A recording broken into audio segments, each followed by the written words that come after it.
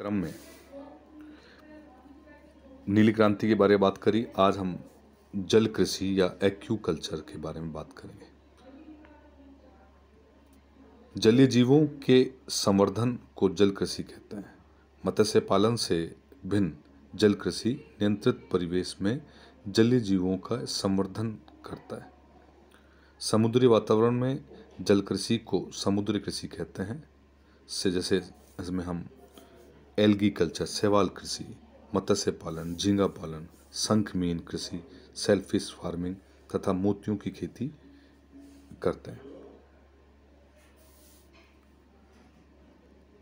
जल कृषि का विकास लगभग 2500 ईसा पूर्व से ही हो रहा है और इसमें विशेष तौर पर चीन का अग्रसित रहा।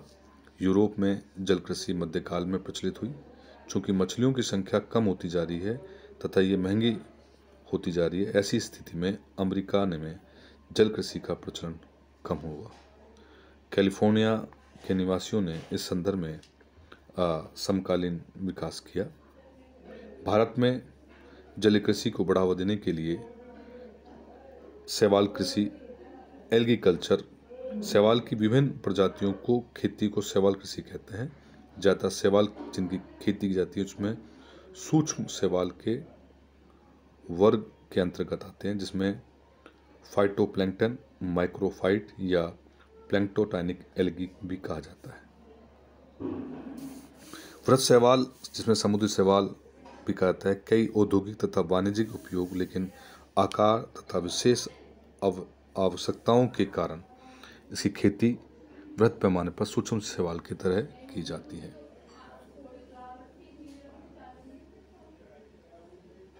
मत्स्य पालन, फिशरी फार्मिंग। मत्स्य पालन जल कृषि का मुख्य रूप है। वहीं अन्य पद्धति समुद्री कृषि के अंतर्गत आती है।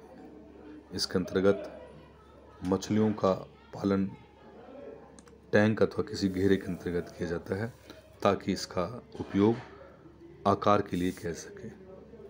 सामन, कैटफिश, टिलानिया, स्टेनमिन, कार्प तथा ट्राउट जैसी मछलियों का पालन किया जाता है।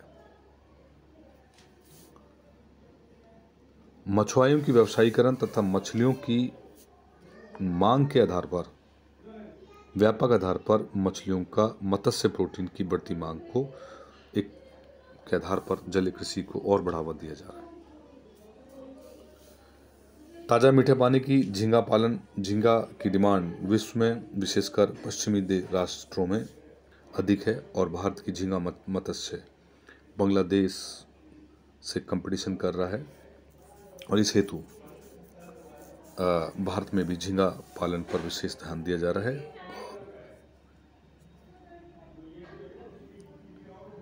एकीकृत बहुपोषणीय जल कृषि।